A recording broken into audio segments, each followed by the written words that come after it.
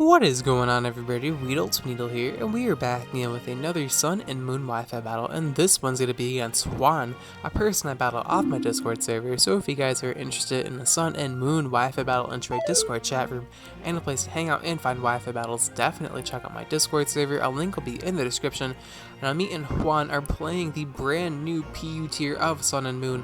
Now, like Sun and Moon never used, the power creep of Sun and Moon has made some very powerful Pokemon be in the PU tier thanks to the usage statistic, and people are just using better Pokemon because they exist in the tier. So my opponent has some powerful Pokemon like Mesprit, Typhlosion, and Gallade. And so my team looks pretty fun, featuring Palossand, Togedemaru, Heatmor, Maractus, and I'm using a lone golem as well. So I have a lot of Pokemon that are kind of like not really seen, and I need like a fighting type check because there's like Sock, and Sock's allowed in this tier for some reason, and Gallade, as you guys seen. So turn one, I'm going to decide to lead off with my Charger, my Alolan Golem, as my opponent is going to lead off with the Navi, the legit shiny Mesprit. So turn one, I don't really know what the Mesprit wants to do because Mesprit is kind of like Mew. It can run so many different movesets, but yeah, he does reveal the U-turn turn one, so I'm like, is he Scarf Mesprit? Is he like Banded Mesprit? I'm not too sure to really decipher from the U-turn, but either way, my opponent's going to U-turn out and bring in the shiny, legit shiny Gallade and Beast Ball. Very nice. As I'm just going to proceed to click Stealth Rocks, set them up on the field, because he does have a Scyther and a Typhlosion, and I'm a very bad person. I'm not going to let my opponent use fun Pokemon like Scyther and Typhlosion against me. Stealth Rocks do have to go up. But my opponent realizes that, hey, maybe I should not have given my opponent free Stealth Rocks, and so he expects me to switch into Gramble, so he doubles out into the Skuntank, which was a good play, but I do get the Intimidate off in the Skuntank because he switched before I did, which allows me to not be threatened out by the Skuntank unless he's like Modest or like Spec Sludge Bomb, which does not exist. So he's going to defog just to get rid of the Stealth Rocks, and I'm going to proceed to click Earthquake. I'm not really going to overproject because either way, if I Earthquake the Skuntank, it should pretty much knock him out, but Skuntank just barely hangs on because Gramble doesn't have any attack investment. As now, my opponent's going to switch out the Skuntank and bring in Navi, once again the Mesprit, as I'm just going to proceed to click Player Off this time around, because even though I'll take Aftermath damage, I don't want to give the Mesprit a free switch in, so he is going to bring in the Mesprit, thankfully, as we do see he's actually a leftovers Mesprit set, so I'm pretty much anticipating either Stealth Rocks or like Calm Mind or some things, but if you're having U-turn, it's likely you don't have a Calm Mind. So now I'm going to bring in my lone golem here, expecting Stealth Rocks, as thankfully we're able to get that play correctly. And I know I shouldn't die to any one hit from Mesprit because I know he's not Life Orb, which probably means he's not offensive, and even if he is offensive, I should just barely live Psychic or something like that. So I'm just going to proceed to click Stealth Rocks once again, as my opponent decides to U-turn out once again, and he did just set up the Stealth Rocks, but he's just going to U-turn out and bring in the Skuntank, the Skank Pussy. I just forgot to mention that somehow just got through the filter. Like, I'm just going to pretend that my opponent did not change the nickname through a third-party program, and the game just allowed him to use that nickname. But yeah, he's gonna go for the defog here. It's kind of like weird how he just set up the Stealth Rocks just to defog them away, but I guess considering he has a Scyther and a Typhlosion, that me having rocks on his side of the field as a not very good, as opposed to him getting them on my side of the field, which honestly only works against Heatmor and Togedemaru, but he doesn't even know that. So at this point, it just looks like it only works against Heatmor, which honestly Heatmor is irrelevant even in PU, so it doesn't really matter that he gets rocks up on my side of the field. So now I'm going to switch into my Gramble because this Gallade's a huge threat to my team, and it's literally the only reason why I have Gramble on this team is for like Gallade and Sock and stuff. Even though Pokemon can just run Sword Stance with the Poison Z, Poison Jab, like Komodo does an RU to get past bulky fairies, but I really thought my opponent was about to do that, but he has the Psychic Stance, so I'm like, oh, he's probably Shattering Psyche, or maybe he's Z Wonder Room. That would be like if someone used that against me, I would be so happy, but no. It is Shattered Psyche, and not too surprising, because a physical, it's pretty much the strongest physical type psychic attack you're going to get in the tier, and it nearly knocks me out because, I mean, I guess +1 Gallade is very powerful with the Z move, and I actually missed Player Off, which really blows because it probably would have knocked him out or gotten very close, and now the Gallade could just knock me out with the Ice Punch, get a crit, which doesn't matter, and down goes my Gramble, so it's a little bit frustrating, but now I can bring a Mecha Pika here, my Togedemaru, and I do have the Sturdy with this Pokemon. It's one of the first Pokemon I bred in Sun and Moon. I think it was the second one. The first Pokemon that I EV trained was Nihilego, and then this is the first Pokemon I bred. But yeah, we're going to go for the Nuzzle here just to paralyze the Gallade. As now my opponent's going to go for the Close Combat and bring me down to my Sturdy.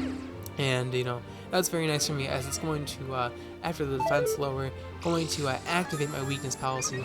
Definitely not a Togedemaru set you will see every day, I'm sure, because most people run the Iron Barb set with the Rocky Helmet, or they run the Scarf set with Lightning Rod, but this is a pretty cool alternative set to use Togedemaru. But Zingzap is going to knock out that Gallade very easily at +2 attack and -1 defense, and now my opponent's going to bring in the Typhlosion, and I do outspeed Typhlosion, so he's definitely Choice Scarf, unless he just doesn't know how fast Togedemaru is. So now I'm just going to bring in my Heatmor once again to tank the fire type attack, as thankfully S'mores just get access to Flash Fire, and this is not a legit shiny Heatmor. I got it off Wonder Trade. I will admit this is not a legit shiny Heatmor, but it looks really sick, so I can't really blame it. So I'm going to go for the Sunny Day here. I just taught this thing Sunny Day.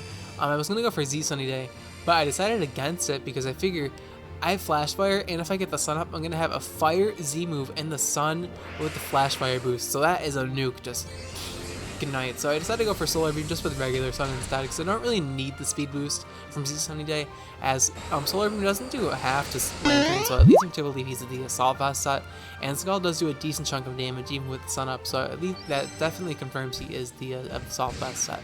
So now I'm going to go for the Fire Z move now, because I don't know what, I'm like, I mean, Solar Beam is not going to kill this thing unless it's a roll.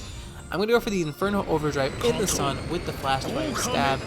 I don't think this can live. Like, I know it's Solar Beam super effective and all, but this is Stab, Sun boosted Flash Fire. Like, that's like stacking, like damage bonuses. And that's too much for Lantern to handle, and that thing just gets knocked out. So we're able to beat our counter, which is pretty hilarious. But now, in comes the Scyther. My opponent's not playing around anymore. And now I'm going to switch out and keep my Heatmor for the Eruption, switching for the Typhlosion. Bring in Togedemaru's Death Fodder here, as the Scyther's just going to knock me out with the Aerial Ace. And Scyther looks very beautiful in Citra, by the way. Oh my god, it looks beautiful. But yep, gonna bring in my Charger here, because Charger is my only counter to the Scyther at this point. And yeah, I know my opponent's probably gonna switch out of the Scyther, and he decides to bring in Navi, but honestly at this point I can just click boom and just get a kill, and arguably keeping a lone golem for the Scyther was a better play, 100% a better play, but I just wanted to boom something and nuke it out. Be like Mega Gallade, yes, Mega Gallade, and you know, be like a 4th gen Pokemon and just explode and kill something. So down goes the Mesper, thankfully. As in comes Chop Chop once again, the Scyther. As now I'm just gonna bring my Thirsty Hoe, my Maractus. Now Maractus is for the water compaction. You can actually just bait up water type attacks, bring a Maractus, get the Storm Drain, or you could tank them with the Palossand. That was the idea. I wanted to go for Endeavor because I wanted to bring me down to my Focus Sash, but I guess he has like no attack investment, because I feel like Technician boosted, like, does he have Swarm? Like, I feel like that should have brought me down to my Focus Sash, which is kind of weird, but I bring him down to, you know, 62 HP or however many I had. As now I'm going to bring in S'mores, because that, like I said, that Bug Bite did no damage, so I should live it. If Maractus took it that well, then so should Heatmor. I think my opponent may have messed up on that Scyther, so I definitely feel like I should have done more damage, and I probably should like have taken more damage. I don't know, it seems like weird to me, like that damage did not look right. But now I'm going to bring him in Palossand here, as my opponent makes a very nice play, predicts that switch and goes for the Hidden Power Grass, it looks like. I would believe it's Grass because both Gastrodon and Quagsire have made PU this generation, so that's pretty fun. But he's going to proc my Weakness Policy. I have the double Weakness Policy Wombo combo, you know, in PU, because I have to do it with the Palossand. I named this Ngara because I couldn't think of a better nickname for it, because I was very tired. But Gara is a pretty nice nickname because it's made of sand, so I'm like, no, you know, I could be less creative. But I'm going to get the Amnesia because this set is pretty cool. It's revolving around getting the water compaction with, you know, Amnesia, and get some defense boost with Weakness Policy. I'm pretty sure it's Palossand's, one of the Palossand's only set besides Assault Vest and maybe like Choice Specs, but I don't really know what Palossand can run. Hopefully Move Tutors in Ultra Sun Moon gives it some more love, because right now it's not looking so great considering it's PU, right? So now my opponent's going to bring in the Scyther expecting Earth Power. He wants to preserve Typhlosion, I suppose, but Palossand at this point looks like I could just win, because I do have the +2 special attack from the Weakness Policy, and Scyther cannot set up on me. I know it's probably bulky Scyther because the Aerial Ace and Bug Bite are doing no damage, but it could be because it doesn't have Technician. I don't really know. I can't see the opponent's ability, so I don't really know, and I'm too lazy to damage calc because it's a Wi-Fi battle, and I can honestly care less. So now, in comes Typhlosion. My opponent's just going to go for Stab Eruption, but since I have Amnesia, I should be able to tank that thankfully, and now Earth Power from Gara should be able to knock out the Typhlosion and +2 special attack, and Palossand comes through in the end of the battle, cleaning up the game, and we're able to defeat Juan. So that was a very fun battle, Juan. For the first PU battle I had, I had a lot of fun, even though my opponent's team is pretty threatening, but that's pretty much what I was expecting for the PU tier, honestly. Like, I knew PU would have more broken Pokemon in it than NU did on its release, so, I mean, I was expecting it. But I'm glad I got to play PU, like a nice fresh start. And I hope you guys did enjoy this Wi-Fi battle. If you guys did enjoy the Wi-Fi battle and want to support my channel, please be sure to leave a like on the video, as is the best way to show the support towards the channel, and it really means the world to me. And yeah, the question of the day is going to be, which Pokemon in the PU tier do you see being the top tier threat of the tier, or a tier titan as I like to call them? Let me know in the comments down below, as I'm very interested in what you guys think the PU tier is going to evolve into. Now personally, I think Sock, Mesprit are going to be like top tier threats, as well as like Pokemon like Jinx that are allowed, and like there's a lot of Pokemon in the tier. Like if you look through this list that's currently going through the video, like there's a lot of really strong Pokemon like Malamar. Like there's so many powerful Pokemon in the PU tier that honestly shouldn't be here, and it feels like ORAS NU, honestly. It feels a lot like ORAS NU, which is kind of funny how you're like relating one lower tier to the other, but that's how it feels like. And PU, I mean, I guess it's to be expected because the power creep and Sun and Moon just makes Pokemon like Mesprit land in PU tier, and we just have to accept it until, you know, they get banned. Thank you guys so much for watching till the end. I'll check you guys in my next video. Alright, peace.